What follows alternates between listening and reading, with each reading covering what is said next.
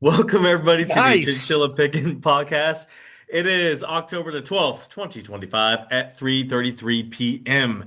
As always, we hope to be entertaining, educational, and uplifting because we want everyone to make money. My name is David Underwood, and I'm joined by the one and only the Baron of Bonds himself, the man who is the master of microphones, Brandon Beaver. I Brandon, how are you? just broke the leg on my microphone while starting this podcast, so now I'm holding this thing.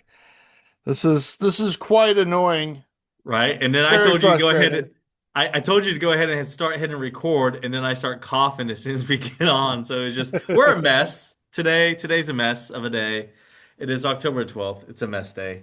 A lot of news happened this past week. A lot of news. There's political news that has investment financial impact, which we don't like to spend too much time on because we are a financial and investment podcast, not a political talk show. So but we do need to cover if it has impact, if it doesn't have impact. We do need to cover news that does have direct impact.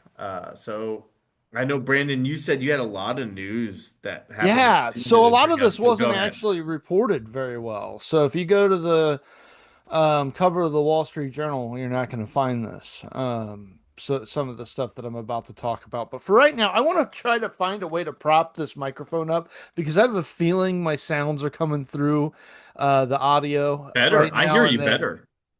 you can hear me better. But Yeah, I'm it's closer also to your mouth plopping, because it's closer. but I'm plopping this microphone I around can't a hear that. lot. I can't hear Well, that. maybe you can't, but Yeah, I think you're good. Let's just roll with it. Let's roll. You know, we have one bad podcast. Is okay. We'll so get a new awkward. mic. We'll get a new mic next time. It's fine. Get a new All mic. right. Well, how am You I sound supposed to better. vape and drink? Huh? I gotta drink my pop and vape my vape. Yeah, don't vape How's this? and don't drink your Coke. Don't tell me what to do. It's Dr. Pepper. It's all a Coke. I'm from old school. We call everything Coke. That's not even Diet Dr. Pepper, man. I thought you were trying to live healthy now. Diet's not healthy. A lot of carcinogens Better. in that. It's better than No, regular. no, I don't think so. So there's Yes, it fake is. sugars Yes, that it are in it. is. Yes, No. it is. We're gonna agree to disagree on this. That's all I'm gonna say on You're that wrong. because You're wrong. who's the person that's lost 90 pounds in 11 months here? You. Not you. 90 pounds in 11 months. I think I got a good idea what's better for you. Who's the guy who just broke his freaking microphone? That would be you. This is That would be very you. frustrating. All right. So if you were on social media at all following us, you saw that Brandon and I went to Tron opening night. That was a great movie. I liked it. I liked the soundtrack. And we had two different experiences because Brandon has never seen the other Tron movies, and I have. So he had no idea about all the little Easter eggs or inside or history there. And what you think, not knowing anything about the Tron series and then watching that one? It was crazy. It was real fast, high paced movie for sure. Yeah. Very fast paced. Yes. So I enjoyed it. I thought it was really cool. But I've seen the first two and I've enjoyed the first two. And I saw the anime series because I'm a geek and dork and I like anime and I like Tron. And yeah, so there. I don't know why. But here we are. And like, hold up. So I used to watch, I used to love Star Wars. I haven't watched any of the latest Star Wars stuff. It just went way too big, too much, too, whatever.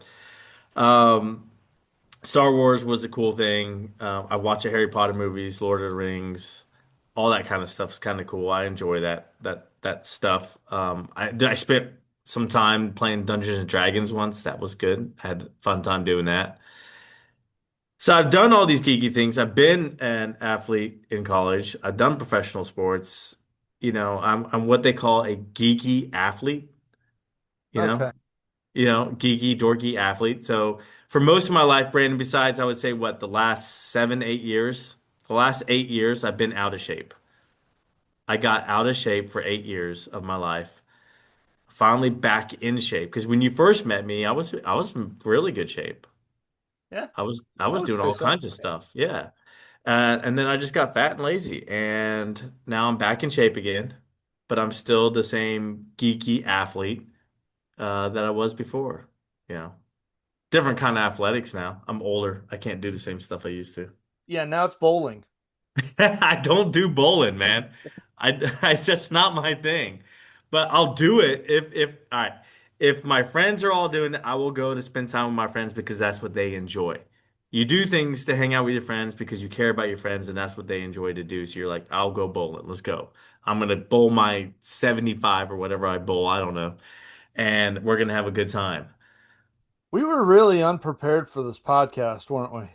Yes, but no, because I have stuff to talk I about. got a Sorry, lot. I went Yeah, off on it's hey, it's our podcast. If we want to talk sure. about geeky stuff and Tron and movies and this bowling, that's our choice. Okay, that makes sense then. All right. Yeah, this is our podcast. No one tells us what to do on our podcast. I own this LLC. You know, if you don't like it, tough luck. We're gonna tell you how to make money and tell you which stocks to buy. In fact, I have a call on a stock at the end of the show. So stay tuned and I'll tell you which stock to buy to make money. All right? Boom. There you go. You got to listen to me rant about geeky movies if you want to learn how to make money.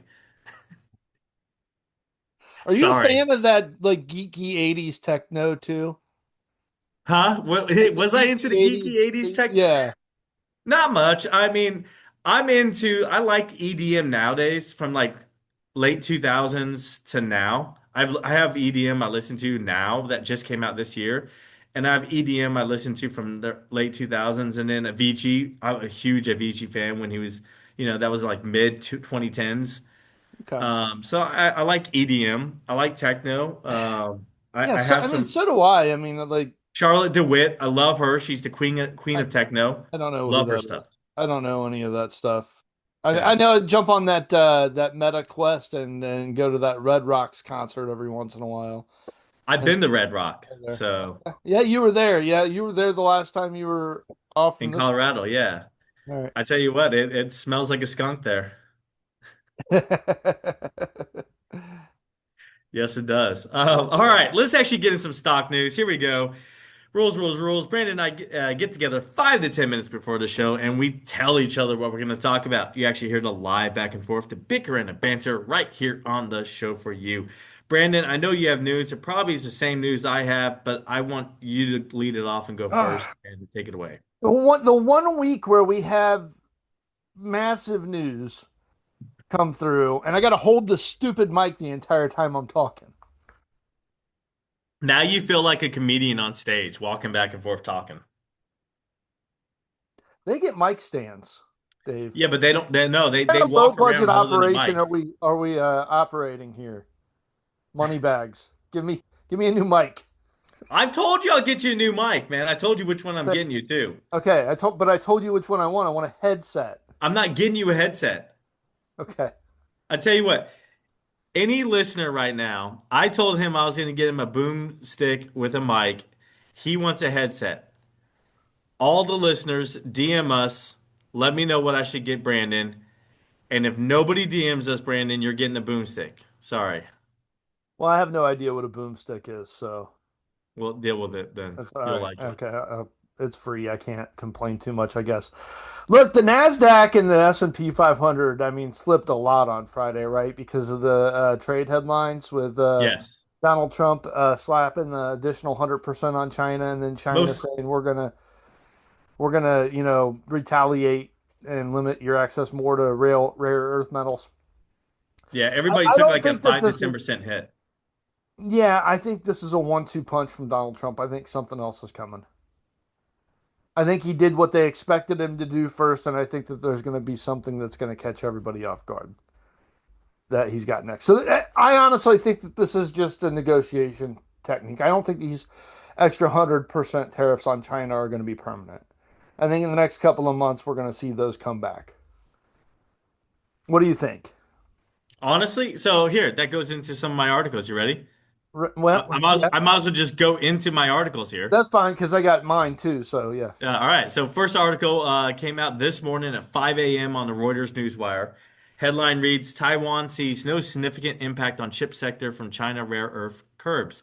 So China, this whole tariff thing all started because China was stopping rare earth elements from leaving its country or high export taxes and tariffs, if you will, of some sort on the rare earth materials. Well, Taiwan Semiconductor uses a lot of materials to go ahead and create these chips. It's the world's biggest chip maker in the whole entire world. A lot of companies, NVIDIA is one of many companies that use Taiwan Semiconductor for chip making. However, Taiwan Semiconductor came out and said there's no significant impact expected as the China's new curbs on rare earths differ from the metals needed for the chip sector. They're actually used more for other things. Taiwan is home to the world's largest contract chip maker, TSMC, and they produce the vast majority of advanced chips that are a key component of artificial intelligence applications. Taiwan's economic ministry said in a statement about China's new rules that the rare earth elements covered by the expanded ban differ from the rare earth items required in TSMC's processes, so no significant impact. Domestically needed products or derivatives containing rare earths are mainly sourced from Europe, the United States, and Japan, it added. So this has to do with what China said. They did this. China defended its curbs on exports of rare earth elements and equipment, saying they are motivated by concern about these metals' military applications at the time of frequent military conflict. And that was the reason why China went ahead and did this. And that was the reason why the United States went ahead and did the 100% tariffs on shipping into United States because China did this rare earth material ban, and then that was Trump's reaction, Trump administration reaction to the rare earth materials ban. Sure. Sure. So this created a buying opportunity for me, in my opinion. A GE Vernova's decline, Amazon's decline on this, and then Comcast had declined on Friday. And I think that the Comcast thing's more of just a sentiment, because sentiment's been negative on Comcast for a little bit, and I think it was just the decline on Comcast there. I think was a sympathetic sell-off. So I So, think, and I went out and bought more. I bought more of all three of those, and I've got another company here that I want to talk about that I think is now a great opportunity. But what were you going to say? so if you were in one of my circles where I'm trying to actively mentor you and help you invest, right? Sure, And you're in one of these chat groups, or you're someone I know. I went ahead and texted you to go ahead and sell certain stocks on Wednesday or Thursday. I can't remember. I think it was Wednesday. I reached out about selling, and one of them was GE Vernova. It had jumped up, and I said sell today. And then the reason for that is I saw the headlines about China and what they were doing. I knew there was going to be a reaction. So if you sold, you knew you were going to buy cheaper later on, and you can make a quick buck here sure, based off the swing in the day trading. Now, I only sent this out to people I'm actively mentoring and I actively know what they're invested in at these times.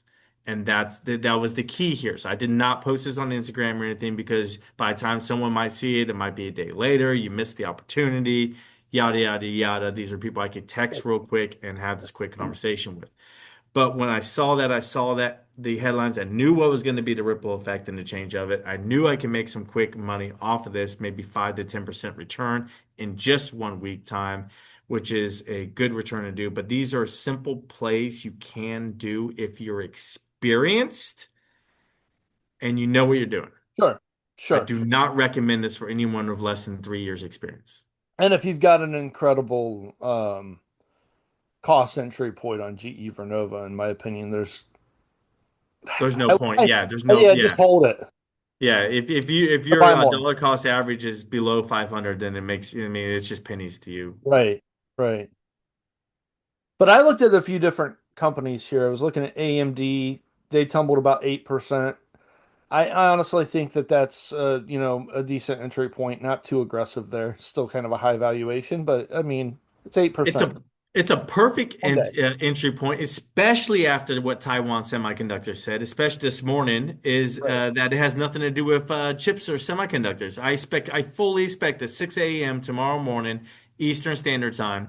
I got to say that because we have people who listen to us globally, Eastern Standard Time, that AMD will start moving higher right away, Sure. and that And you'll see a bounce back immediately. Nvidia took a 5% hit. Again, I mean, I didn't buy more based off this because I've got a low cost average on this anyway. So, but 5%, I think you just buy Nvidia on pullbacks and you're safe for the long term.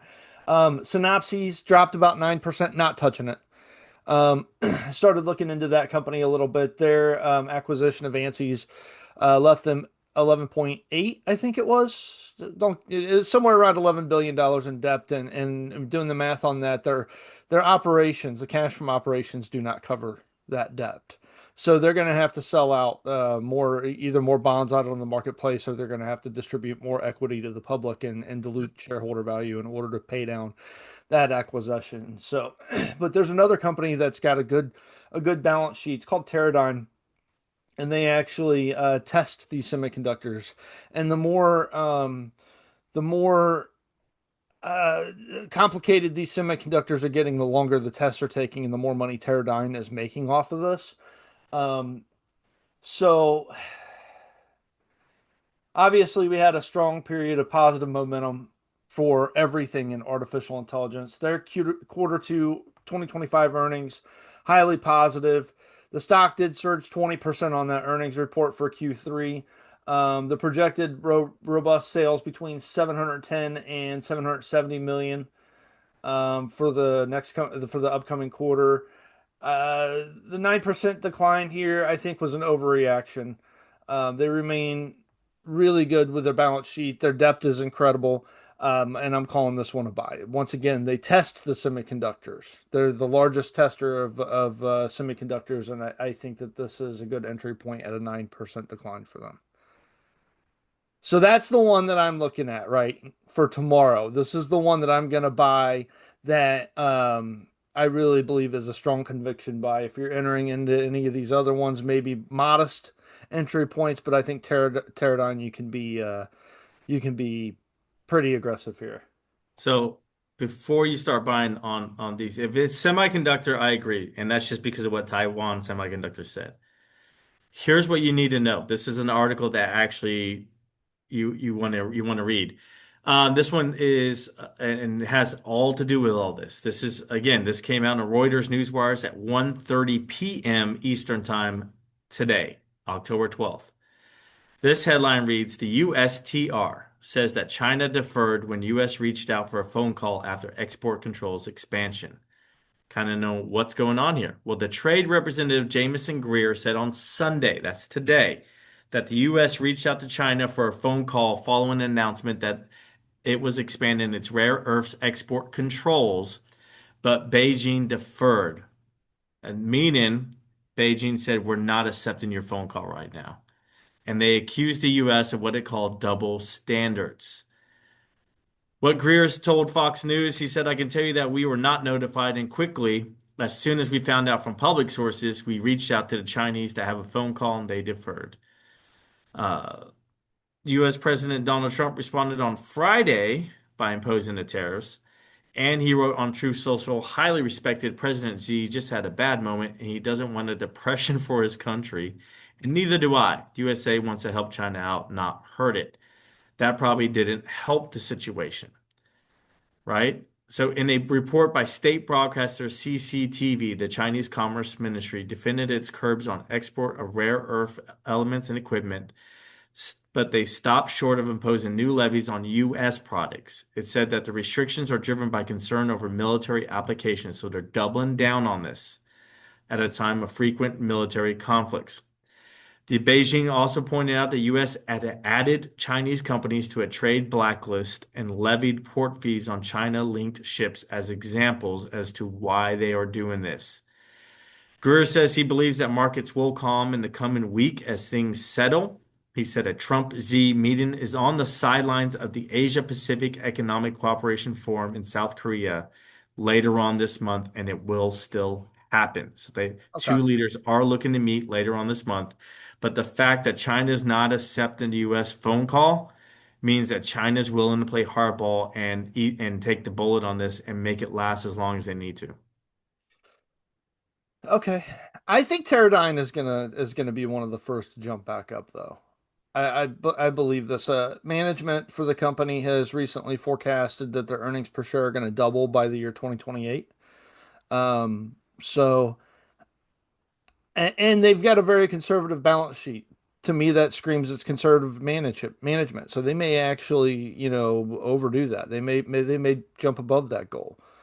For any of our new listeners, you're talking about economically conservative, not politically. Economically conservative, yes.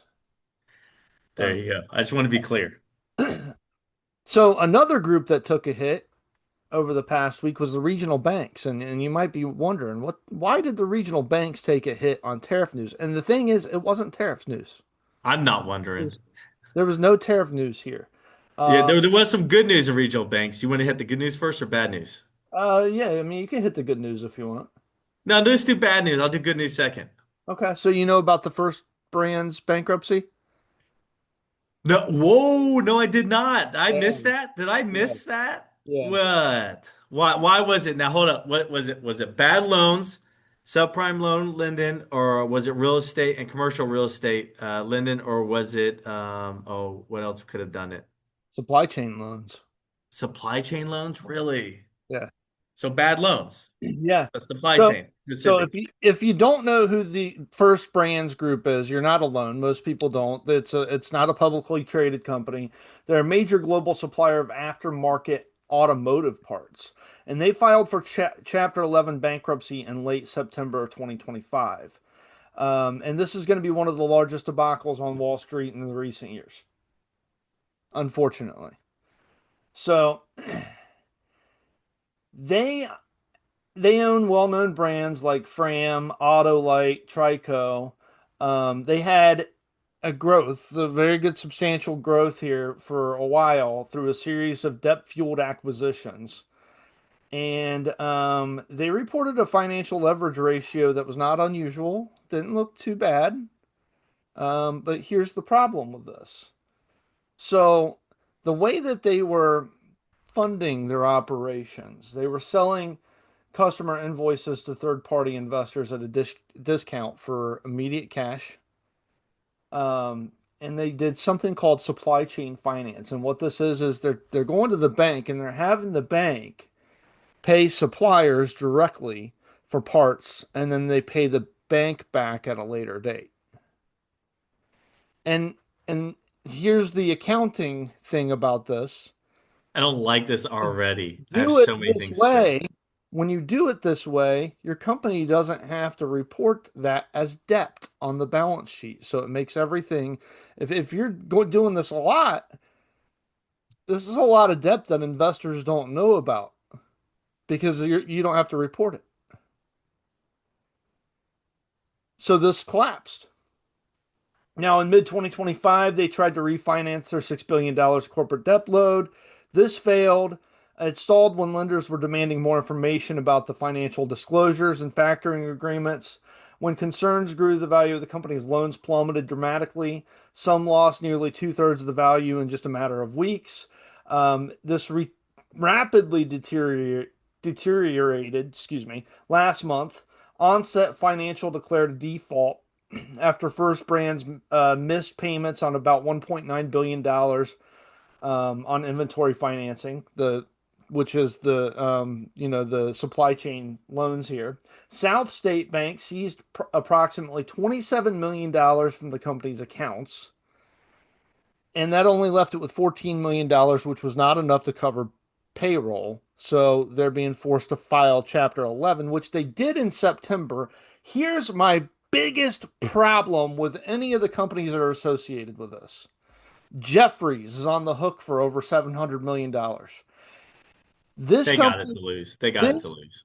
this company though, reported bankruptcy in September.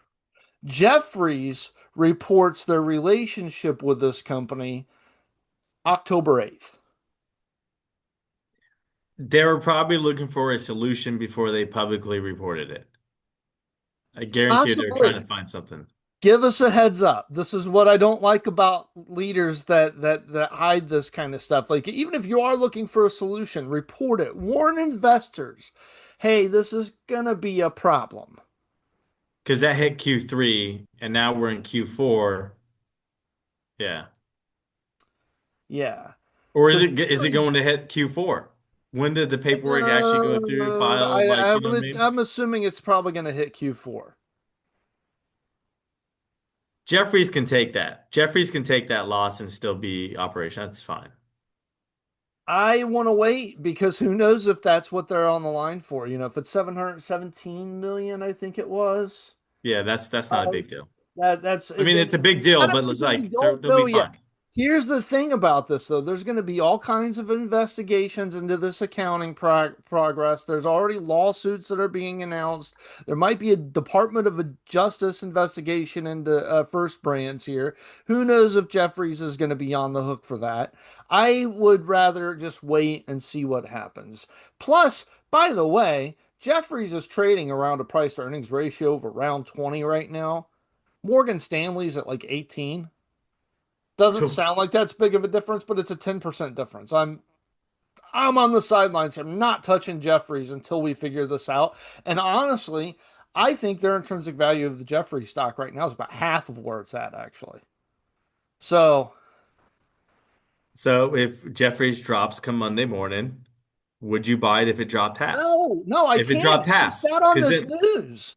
I know why they sat on the news, but I don't like it. I want CEOs and a board that's going to be directly upfront with shareholders and tell us what's happening. gotcha. All right. All Oh, right. and by Well, the way, the other thing about this is that there were some analysts that were catching on to this and figuring this out, and some analysts were stating they're going to be on the hook for like $40 million. So, but this was before Jeffries came out and said no, so it's like 717 million. So people were kind of sniffing this out, but they were taking guesses and they were way off because we had no visibility into this whatsoever. yeah, because of the way the loans were set up. Yeah. It was a line of credit is what it sounds like it was, a revolving line of credit. And so not, I mean, you could say it was a loan, not a loan. You could say it was more like a credit card that they Yeah. just kept using and paying off, and that's how it was structured, and thus that's why it's just like operating expenses. So the most significant exposure to Jeffries was through their branch called Point Bonita Capital. It's a division of Jeffries Lucida Asset Management, and Point Bonita managed a trade finance portfolio that had purchased roughly $715 million in receivables, which are these customer invoices from First Brands. This is what they're on the hook for, and that just became valueless. Yeah, it's Yeah. rough. It's rough.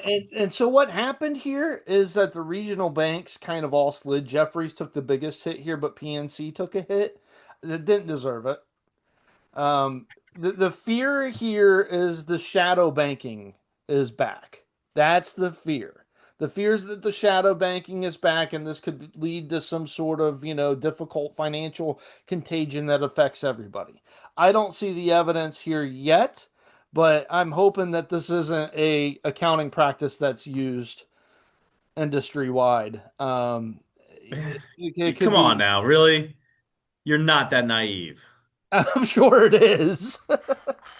I'm sure it is, but You and I have been I trading both. You've been trading for a decade now. I've been trading for more than a decade. Come on now. I don't see this as being like a global recession kind of thing. It is No, rather no. affecting a few people. I think it's going to be rather It's insulated, yeah, but it is one of those things that kind of makes you look at it and then makes you think, huh, who else is right. doing it? Exactly. Yeah, a lot of other people, and I was more worried about the commercial real estate part of it versus some other part, maybe even like student loans and defaults in that area is where I thought you were going to go with this, not First Brands. So I did not hear Yeah. about First Brands, but it seems like it's contained to just a couple, and Jeffries Yeah. can take that hit. And yeah, it's not good what Jeffries did. How they handled that situation is not going to be hindsight's 2020. Not the best way to do that. It's going to be bye bye for First Brands. Sorry for their employees that they have to go through this. Jeffries has been on my buy list for a while. It's no longer there. I'm There you wait. go. I want to watch this and see how this plays out, but Well, I, let me get your opinion about another regional bank news here. Okay. Can I switch gears here? Let me Sure, switch gears. sure. And this is a local one to Cincinnati, and it happened just this past 10 days. Fifth Third Bank went ahead and bought Commercia Bank for $10.9 billion. Fifth Third Bank is now the United States ninth largest bank in the United States.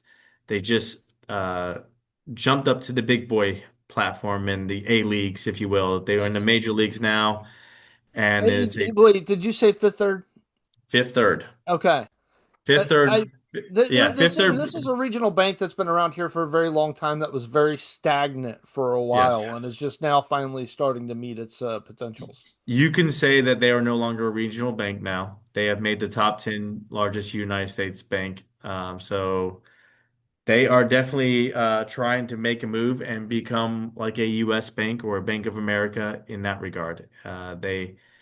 This move they did is going to really catapult them up there. I don't know if they're going to be able to compete right away. I'm going to use my sports analogy again. Your first year in the big leagues, you typically come in last place. So I don't think they're going to compete right away. But after this is fully mergers fully done and over with, probably what mid next year, I assume that they will be moving in the right direction here and having Okay. those revenues and profits show the real numbers. Nice. So that was some big news in regional banks. And I look for PNC as my next one. I think that will take that leap up or get bought out itself. Yeah, I would buy PNC Bank. They've operated a pretty incredible balance sheet for a very long time. Yeah. Even during the recession, they were one of the ones that was the least touch in 2008 by Yeah, a that. lot of a lot of banks during 2008 are no longer here. Right. I mean, Washington Mutual is the most one of the most famous ones. National City was another bank. Lehman Brothers, we could go down the list. Merrill Lynch no longer exists. So all kind of. Yeah. So, and I got one here that's a little bit off topic, but it's Go ahead. another beaten down stock here. I mean, Constellation. I have more news I want to cover, but like we're on Okay. regional banks, we're on banking finances. So if you have something financial related, let's go. This is not financial related, but they Uh, reported their earnings October 6th. Another company that I called a buy in the past that I shouldn't have. But Constellation Brands, they reported Q2 FY 2026 earnings. Earnings per share was $3.63. Surpassed the estimate of $3.37, which is good. It's a 7.72% surprise, but this is down from an earnings per share of $4.32 last year. Notable year over year decline here. Net sales of $2.48 billion exceeded the estimate of 2.46 billion, but that's a steep decline of 15.5% from a year ago also. Um, Prior to the report, Constellation Brands had already suffered a 35.7% year-to-date decline. don't they own Budweiser? No, that's Ambev. That's a South American company. Oh, this is Corona. Yeah, Constellation brand, Corona, Pacific, Yeah, yeah, Pacifico. Yeah. Pacifico, Well, Corona yeah. lost market share to Modelo. Modelo came into the market 3 years ago and started competing with the big boys, Budweiser and so forth. And Well, Modelo has taken a lot of market share away Co- from Corona. Constellation Brands owns Modelo, so it's fine. Do they Corona. really? Yeah, they Okay, do. come on. Yeah. Why are they doing bad then? I Wide, don't get it. wide moat. They've got a very wide moat, and that's why I'm saying I think that this is a comfortable enter point, like for investors to go very How soft on. how did they have a bad quarter? They got Modelo. I see Modelo everywhere on TV. Yeah, it's everywhere, but it's a I don't. beer. I mean, I don't drink anymore, It but I don't go to the bars. decline is in the industry of beer. I mean, if you think like, marijuana, first of all, is being legalized nationally here, decriminalized in the United States, taking up a lot of market share of the beer segment as people are switching over. People are drinking the THC now, the THC infused drinks, and it's really having an effect on beer. Plus, you got all the tariffs and the international geopolitical risks that are associated with bottling and canning and stuff and international shipments. It's kind of a mess right now. But here's the key performance indicator here that I'm paying attention to that tells me that the bottom's still not in for Constellation Brands yet. And There is a substantial gap here between an 8% decline in shipments for the beer segment and a 2.7% decline in depletions. Depletions in beverage sales, that's sales directly to the consumer. They could just say direct sales, but they say depletions, kind of like same store sales in the retail world. 2.7% decline there. And that's implying to me that distributors are still pretty actively reducing their inventory levels on Constellation's beer brands. So Is it any particular brands or is it just all brands across the board this here? is just all brands across the board decline. And I'm sure there's some leading the charge, but this is just across the board decline. And once you start to see, those depletions start to pick back up and start to go in a positive direction, and maybe shipments can, bottom out, then we're probably going to see a bottom in the sales decline for the beer segment for Constellation. Now, granted, they've got a very huge moat. You were talking about Modelo being everywhere, right? Corona everywhere. So if you want to use this as a sort of a soft entry point, it's probably an all right idea. I'm staying away from it right now. I want to see the sales pick back up. But again, I wouldn't be too aggressive with it, but I would say meh, bye, meh. So maybe I lit that. I'm going to preface my next few insight here is I probably live in a bubble here. Sure. I probably do. And it's a health and fitness bubble. And I see fewer people drinking alcohol. I don't drink. You don't drink. No, I think there's in my personal friend group, there's probably maybe two people that drink. Yeah, And but they we're don't. in the parties over grandpa group, right? Okay. We're at that point right now. I'll It give you that. feels I'll give you like, yeah, that. it's like, yeah, Yeah, I'll give you that. And but there's the percentages of younger people drinking has dropped as well. The alcohol usage in the United States has dropped by over 3%. that's good news. It But really to is. me, that makes me question, like, is this just alcohol usage dropping, or is this because Constellation brands dropping? It's constant. No, it's alcohol. It's a whole beer. It's the whole beer industry, and Constellation Brands made some pretty high profile bets into the THC industry that actually haven't paid off either. So there's that. Well, I mean, Um, here's the thing with the THC. When a state goes legal, there's a quick 1 to 3 year boom, is what we've been seeing state by state as this has happened over the decades. And then after that, it usually drops off. this is true. In Michigan, you saw a jump up to where they were saying numbers of 50 to 60% of the population was smoking marijuana when it became legal. However, as of right now, if you go into Michigan, you look at the statistics are less than 10% that are Yeah, actively, quote yeah, unquote, actively smoking marijuana. So you had that big jump up the first year and then a steady fall back down. right, And so you see that. And so now you see more of people trying to be more health conscious and trying to do the right things for themselves and live a healthier life. Especially as, like you said, we're in the older, middle age, I guess, men stage, I don't know, people stage, and a lot of us are going sober and staying sober and trying to have that healthier lifestyle into the older age. And nobody's drinking in old age like they used to. right. Because I remember my parents, that age group, they drank into old age. They still drink.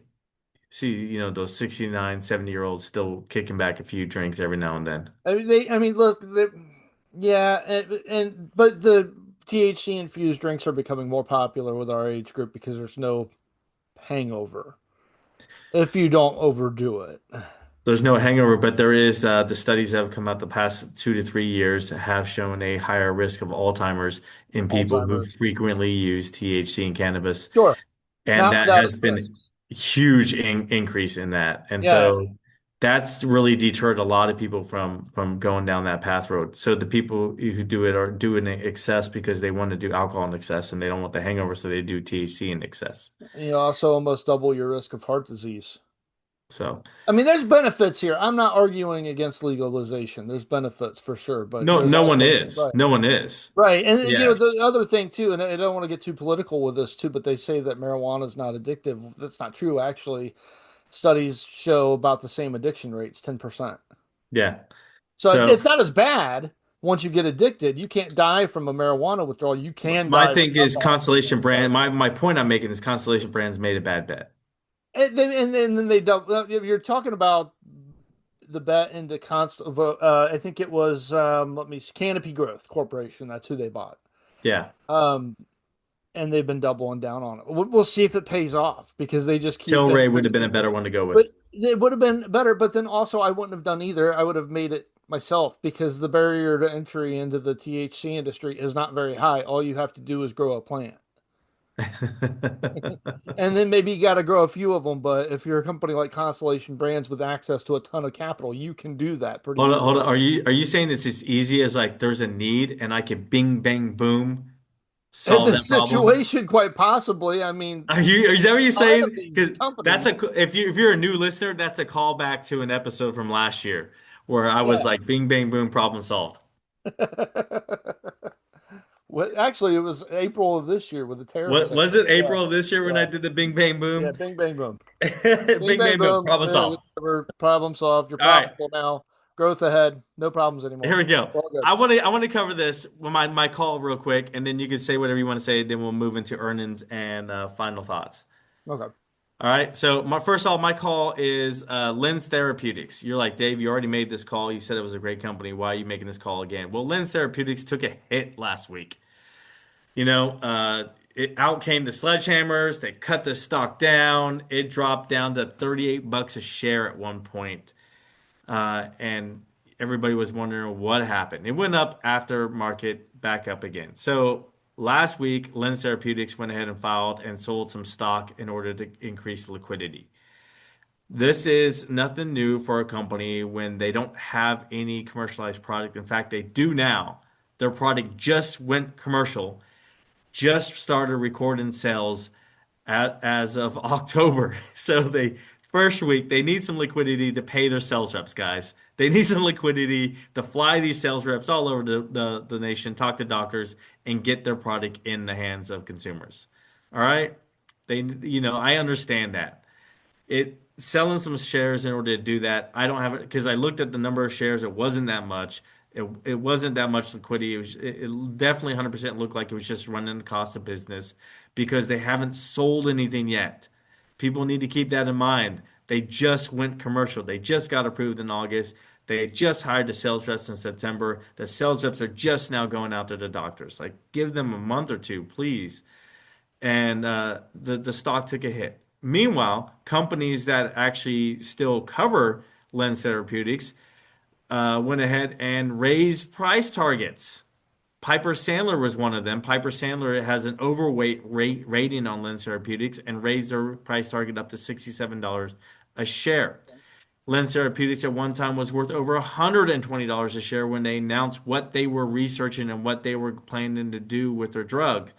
Well, the stock went down because after years of doing the research and doing the studies and clinical trials, stocks kind of go down after like the hype wears off. Well, now that drug's commercial, we're looking. Do I think it's going to go back over $100 a share? Maybe, maybe. But do I believe it will hit the price target that Piper Sandler has for it? Yes. I think that's a solid there. I think it may even probably get bought out before that happens. It all depends on the sales numbers that are going to happen from the Q4 this year. What are the sales numbers going to look like Q1? If the sales numbers come out of the park and they hit a home run, that stock's going through the roof. I think it's a buy right now at its current price target. After hours, it was back up to $43 a share, 42 to 43, somewhere in that range. I still think it's a buy at that price. Okay. That was my call. Cool. Brandon, what do you have? I mean, I already given you my calls on this. I'm Okay. So okay cool. on Earnings. Constellation Brands, but I really like um Well, let's get into earnings. Let's get into earnings Okay. this week. We got some good earnings coming out. Well, I All right. really like Teradyne. I really like Teradyne. All right. So Earnings Tuesday morning. We have JP Morgan reporting. This is definitely one financial company to take a look for. Jamie Dimon, will come out and say one thing and then do another just to make more money because that's what Jamie Dimon does. Sometimes he comes out and tells the truth. You never know what he's coming out and telling you, but it's always fun to listen. JP Morgan is reporting earnings this week. Domino's Pizza is reporting earnings. I don't know why. I just felt like mentioning that. But yeah, first week of the quarter is usually all financials. You got BlackRock also on Tuesday. You have Citigroup on Tuesday. You have FB Financial on Tuesday. Goldman Sachs on Tuesday. Wells Fargo on Tuesday. Tuesday is going to be the day of the banks. Definitely 100% day of the banks coming out. Johnson and Johnson. Look for your drug makers to come out also on Tuesday. Wednesday here, before the bell, you got Bank of America, Citizens Financial, First Horizon, Morgan Stanley, PNC, one we were talking about. These again, more banks coming out. This is Wednesday before the bell, Wednesday after the bell. One, all right, so I'm gonna pause right here. One, I want to see what they say as far as shipping goes is JB Hunt. JB Hunt is coming out Wednesday. I want to see what they say as far as shipping. United Airlines is coming out. I want to see what they say as far as travel news, especially Q4 holiday travel. Are they expecting a jump? Are they not? JB Hunt, I'm want to see what the shipping is. Is shipping picking up? Is shipping stalled? Where they at on shipping? Thursday, more banks. We got Charles Schwab, BNY Mellon, Key Corp coming out on Thursday. You have Taiwan Semiconductor Manufacturing coming out that'll be on big.